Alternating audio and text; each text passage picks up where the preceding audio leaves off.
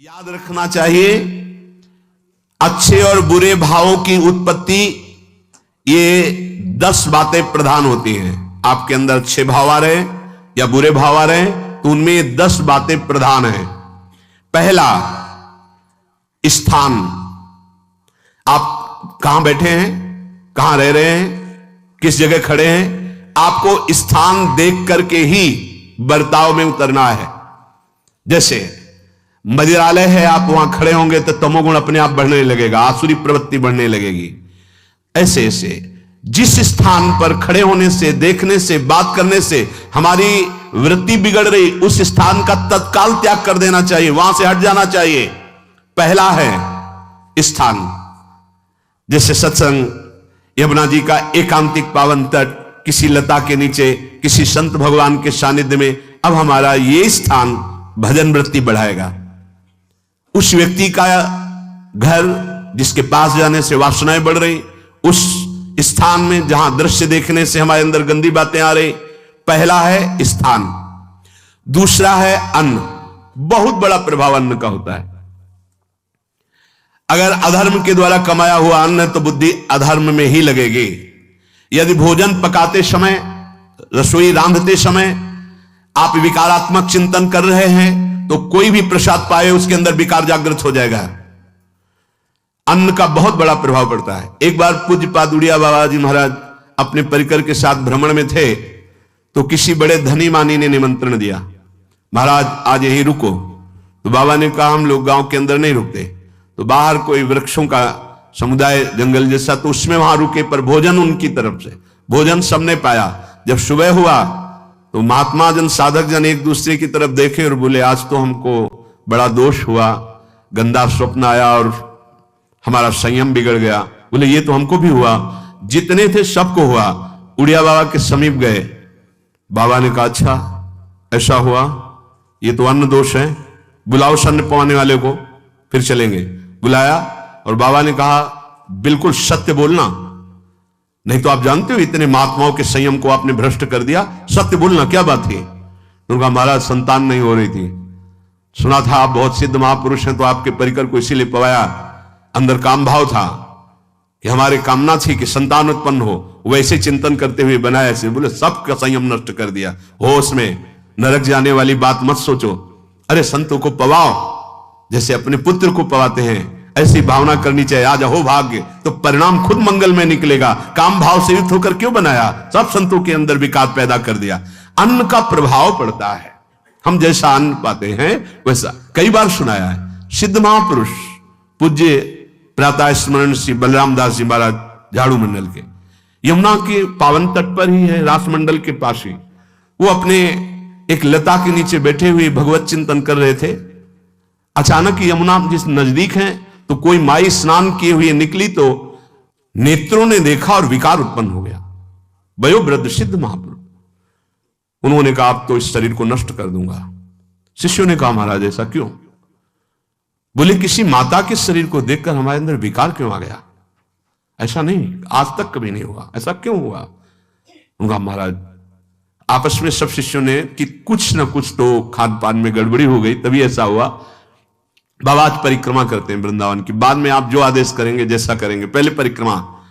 वृंदावन की परिक्रमा का बहुत बड़ा प्रभाव। जब कभी मन आपका ऐसा विक्षिप्त हो, परेशान हो, तत्काल परिक्रमा प्रारंभ कर देना, नाम जप करते हुए। आप देखना परिक्रमा पूरी होते होते शांति हो जाएगी। बाबा ने खूब नाम कीर्तन करते हुए शिष्यों के साथ परिक्रमा दी, मन का विकार शांत हो गया।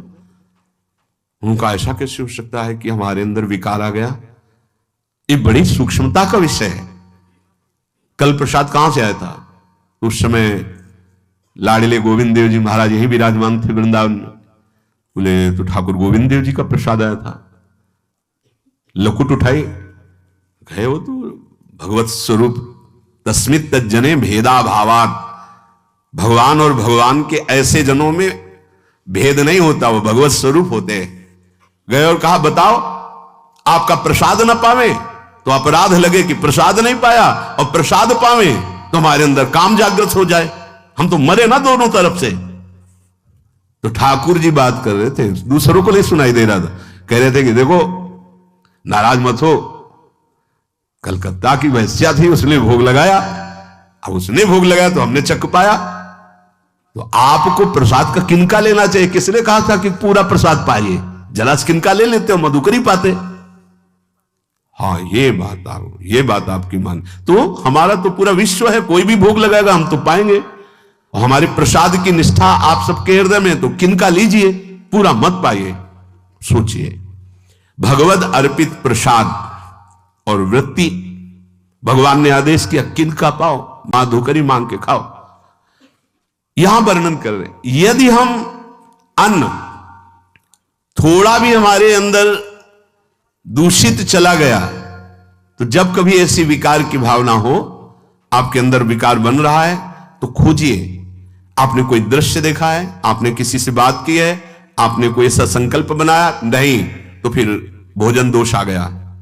अब आज उपवास कर दो, जब तक वो वृत्ति न नष्ट हो तब तक कुछ मत पाना, जल से काम चलाना, तो एक दिन एक पहर अपने आप शांत हो जाएगा। अगर बहुत विकलता हो रही तो नाम कीर्तन शुरू कर दो, भोजन मत पाना, नाम कीर्तन शुरू, बिल्कुल शांति मिल जाएगी, बिल्कुल। और ये तो उदाहरण महापुरुष इसलिए देते कि हम सावधान रहें। हमारे अच्छे भाव या बुरे भाव में ये 10 बातें बहुत प्रभाव डालती हैं। पहला स्थान, दूसरा अन्न, और तीसरा जल। पानी भी बहुत संभाल के, नहीं आजकल तो देखो प्राय ऐसे दांत से प्लास्टिक नोचेंगे, ऐसे पानी पिएंगे, कब भरी गई, कहां भरी गई, कैसा पानी। बड़ा देखो कैसा हमारे भजन साधन के लिए विक्षेप पैदा होता चला जा रहा है। पहले सुंदर सरोवरों का जल, मतलब 15 वर्ष तो गंगा जल ही केवल पिया है, जो आकाशवृत्ति से मिला नहीं, गंगा जल ही पिया है। कुआं का जल, फिर आया हैंडपैप का जल, अपवित्र होने लगा।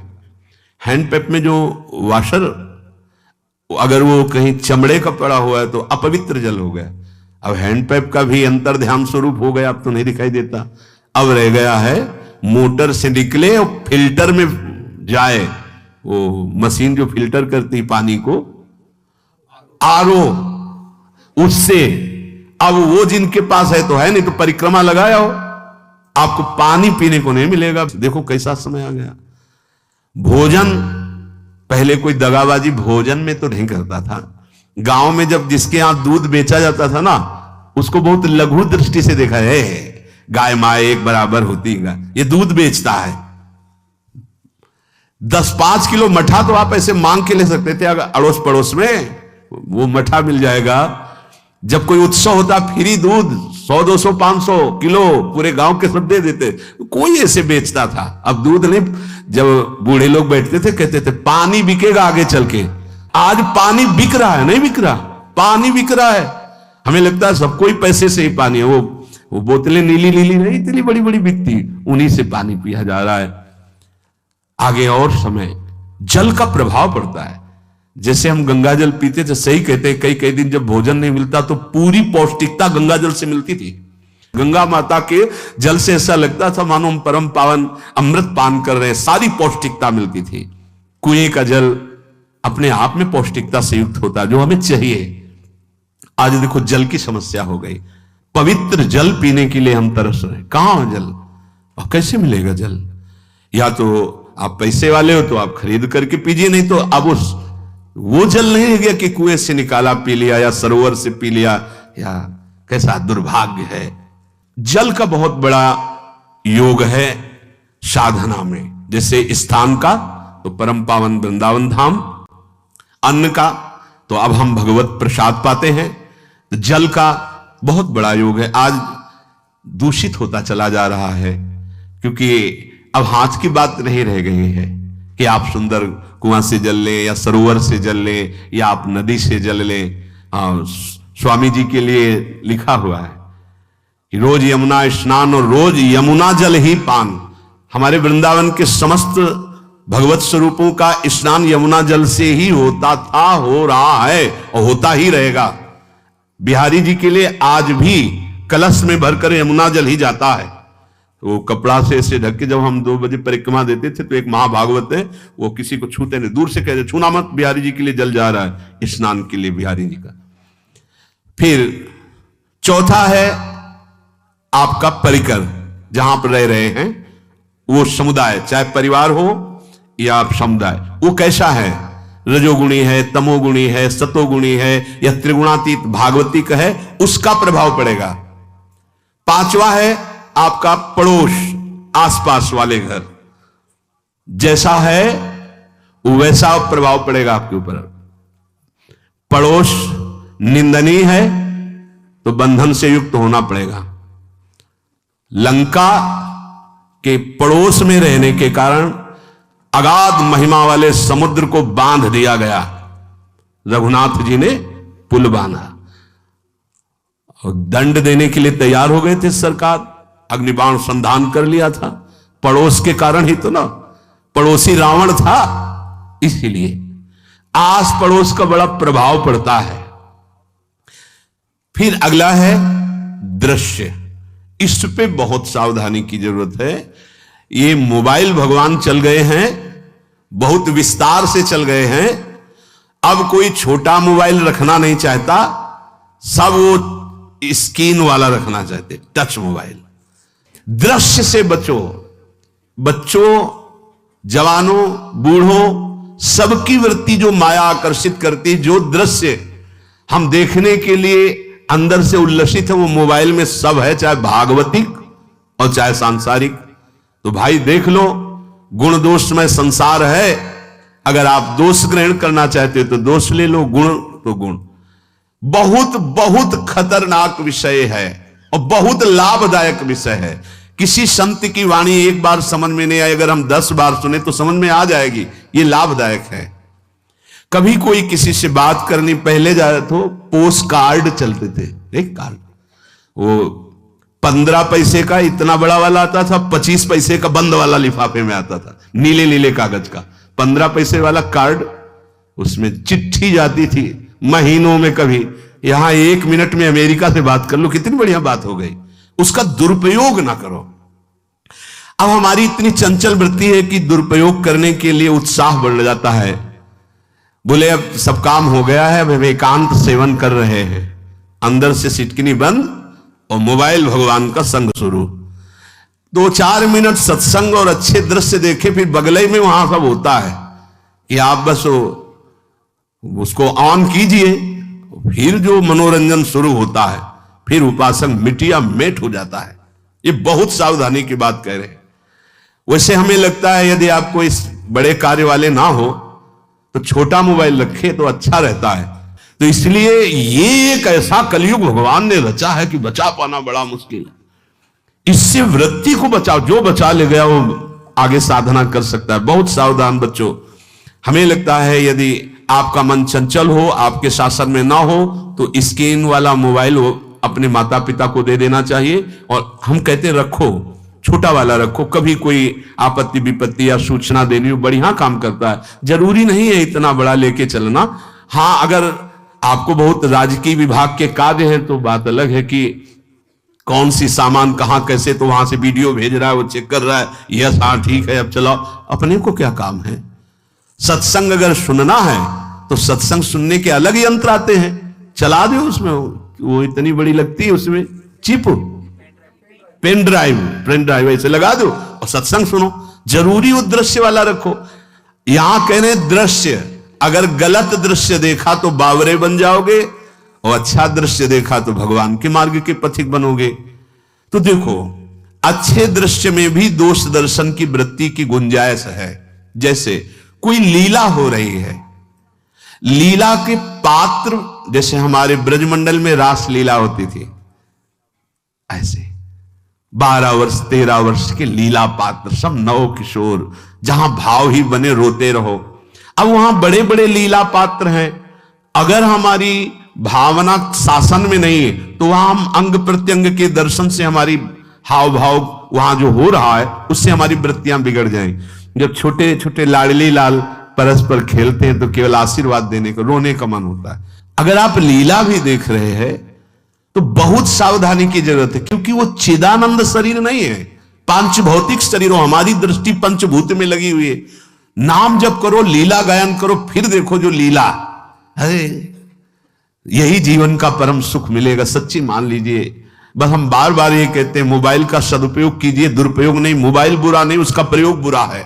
दृश्य और साहित्य, वैसे ही मनोवृत्तियां फिसलने वाली हैं, और जब ये आ गया कि फिसलाने में कितना लाभ है तो हानि, ऐसा कोई साहित्य और आलोचना, ऐसी कोई वार्ता ना करे जिससे हमारे अंदर गंदे भाव आवे। यदि अच्छी चर्चा करते तो अच्छे भाव आते। देखो अभी ऐसी कोई भावुक चर्चा होने लगे तो सबका हृदय द्रवित हो जाएगा, और गंदी चर्चा हो तो हमारा हृदय विकार युक्त हो जाएगा। और कार्य, आप जो कार्य करते हैं उसका प्रभाव आपके मन के ऊपर पड़ता है। और उपासना, आप उपासना भोगों की करते हैं या योग की करते हैं, ये 10 से भाव बनते हैं और 10 से भाव बिगड़ते हैं। स्थान, अन्न, जल, परिवार, अड़ोस पड़ोस, दृश्य, साहित्य, आलोचना, आजीविका का कार्य और उपासना। यदि ये भागवतिक हुए तो आपके अंदर भगवत भाव बढ़ेगा, और यदि ये रजोगुणी तमोगुणी हुए तो आपके अंदर आसुरी भाव बढ़ेगा। इन 10 से सावधानी पूर्वक व्यवहार होना चाहिए। जैसे आस पड़ोस में है तो बड़ी सुविधा है, यहां कोई किसी से मतलब नहीं रखता। बगल वाला कौन है ना, किसी से मतलब, ये बढ़िया है। ज्यादातर गांव में होता है। अपने यहां ये अच्छा है कि जैसे आप अपने कमरे में गए, किसी से कोई मतलब नहीं है। वैसे ऐसा ही जीवन रखना चाहिए। अड़ोस पर ये ज्यादा जो व्यवहार मित्रता बढ़ाने वाला विषय, ये धाम में नहीं है। वृंदावन में ऐसा नहीं व्यवहार रखना चाहिए। आपके पड़ोस में कौन रख रहा है आपका परिचय नहीं होना चाहिए। कौन कौन रह रहा है आपकी जानकारी नहीं होनी चाहिए। नजर नीची की, अपने कुटिया में गए, अपने ठाकुर जी से मतलब, अपने भजन से मतलब। ना पड़ोसी को कुछ देना चाहिए ना लेना चाहिए। बात समझ लेना। जैसे आज उत्सव है, उनको हम बुलाते हैं, वो हमारे यहां, ये व्यवहार यहां नहीं है। बनवासी हो, ठाकुर का भोग लगाया, और अगर आपको बांटना है तो बाहर निकलो, आधा किलोमीटर दूर ऐसी जगह बांटो जो तुम्हें राधे श्याम दोबारा ना बोले। फिर वो तुम्हें बुलाएगा, फिर वो बैठेगा, फिर प्रपंच की बातें होंगी, निंदा स्तुति की होंगी, फिर बड़ी संगोष्ठी होती है, पता चलता है। क्या फायदा ऐसे जीवन से। आप वनवासी हो, समय एकांत में दीजिए, अपनी कुटिया में बैठिए, नाम जप कीजिए, निकलिए, सत्संग सुनिए, ठाकुर दर्शन कीजिए, परिक्रमा कीजिए, फिर अपनी कुटिया में। ज्यादा व्यवहार में नहीं उतरना चाहिए। ये वनवास है, वृंदावनवास। सत्संग का सेवन, रजोगुण तमोगुण का त्याग, तो दुष्संग से आप बच जाएंगे। दुष्संग से बचने का मतलब है काम, क्रोध, मोह, स्मृति भ्रंश, बुद्धिनाश, सर्वनाश, कारणत्वात्। देवर्षि नारद जी कहते हैं, अगर दुष्संग का त्याग हो गया तो आप काम का, क्रोध का, मोह का, जो हमारी भगवत स्मृति का नाश कर देते हैं, जो हमारी बुद्धि का नाश कर देते हैं, जो हमारे सर्वनाश करने वाले हैं, इनका त्याग कर पाएंगे। कुसंग अगर हो गया तो इनका त्याग नहीं हो सकता, बहुत कठिन हो जाता है। भगवत संबंधी तत्वबोध होना या भगवत रहस्य लीला में प्रवेश पाना, जो अपनी इंद्रियों को भोगों में तृप्ति कराने की कोशिश कर रहे हैं, उनका चिंतन भोगों का ही होगा। तो कैसे तत्वबोध होगा, कैसे लीला में प्रवेश होगा, बस ध्यान देना है। कैसे हो पाएगा? क्योंकि जिस चित्त वृत्ति से भगवदाकार हमें वृत्ति करनी थी, वो तो हमने भोगों के चिंतन में लगा दी, भोग क्रियाओं में लगा दी। एक स्थिति होती है जब आपकी चित्त वृत्ति भगवदाकार हो गई है, तो व्यवहार में रहते हुए भी विषयान ग्रहणंत मुंचंत वा, खान पान, उठना बैठना, सब बाहरी क्रियाएं हो रही हैं। अंतर से वो अपने आराध्य देव में सदैव स्थित रहता है। उसका परिचय आपको जब ऐसे महापुरुष का सानिध्य मिलेगा, तो आप विषय सेवन करते हुए भी निर्विषय रहेंगे। आपके अंदर विषयों की प्रियता नहीं रह जाएगी। आपके अंदर एक प्रबल वैराग्य, ऐसी धारणा बन जाएगी, कुछ नहीं, कोई भी तुम्हें प्रभावित नहीं कर सकता। यद्यपि खान पान, हर्ष आदि की सब व्यवहारिक वृत्तियां हैं, पर उस महापुरुष का प्रभाव ऐसा होगा कि आपका हृदय निर्विकार हो जाएगा। और बहुत ही त्याग की सब बातें की जा रही, लेकिन हृदय भी सही है, तो संग से विषय रंग बढ़ जाएगा। ये देखा गया है। हृदय अगर निष्प्रिय है जिसका हम संग कर रहे हैं तो उसका परिणाम निष्प्रिय निकलेगा। व्यवहार में कुछ भी हो, निष्प्रियता ही आपकी बढ़ेगी, निर्विकारता बढ़ेगी, क्योंकि उसकी स्थिति का संग हो रहा है, उसका प्रभाव पड़ रहा है। तो सर्वनाश की जड़ है विषय चिंतन। यह बहुत बड़ी बात है। विषय चिंतन सर्वनाश की जड़ है। यहां विषय भोग नहीं कहा, क्योंकि चिंतन का परिणाम भोग है। पहले चिंतन होता है। साधक ध्यायतो विषयान पुंसः संगस्तेषु उपजायते संगात् संजायते कामः कामात् क्रोधो विजायते क्रोधात् भवति सम्मोहः सम्मोहात् स्मृति विभ्रमः स्मृति भ्रंशात् बुद्धिनाशो बुद्धिनाशात् प्रणश्यति सर्वनाश। कैसे हुआ? ध्यायतो विषयान पुंसः, विषयों का चिंतन। इसीलिए अनन्यश्चिन्तयन्तु माम भगवान आदेश करते हैं। विषय चिंतन न होने पाए, बिना चिंतन किए आपको कोई भी सुख नहीं मिल सकता। आप देख लीजिए, जगत के किसी भी भोग का सुख नहीं मिल सकता। चिंतन से ही आपको सुख की अनुभूति हो रही है। अगर आप चिंतन ना करें तो आपको कोई सुख नहीं मिल। आप चिंतन उसका घसीट लिया गया। अगर सुख होता तो भोग में मिल जाता, नहीं मिला। क्यों? कि बोले चिंतन नहीं। किसी को किसी गाढ़ विषय के चिंतन में फंसा दे, फिर उसके सामने भोजन रखे, खीर में नमक डाल दे, सब्जी में चीनी डाल दे और गाढ़ विषय में फंसा दे। तुम्हारा लड़का जो अकेला था वो ऐसा ऐसा दुर्घटना हो गई, वो अस्पताल में, अब जल्दी से भोजन पाओ और निर्णय बताओ। वो बिल्कुल नहीं बता पाएगा कि खीर में नमक था, सब्जी में चीनी थी। उसका चिंतन वहां फंस गया। अगर ऐसे चिंतन हमारा प्रियाजू में फंस जाए तो संसार के सब क्रियाएं होते हुए भी वो परमहंस है, वो विदेह है। चिंतन, हम लोग चिंतन में चूक कर देते हैं तो फिर क्रियाओं में हमको बंधना पड़ता है। नहीं, सच्ची माने कोई भी क्रिया उसे बांध नहीं सकती। तो क्या जिनका भगवत चिंतन होता है वो असत क्रियाएं भी करते हैं क्या? तो बोले जब चिंतन ही नहीं तो असत क्रिया कैसे हो सकती है? पहले क्रिया के असत चिंतन होता है। आप देखना, कोई भी कार्य पहले चिंतन होता है। इसीलिए यहां कह रहे हैं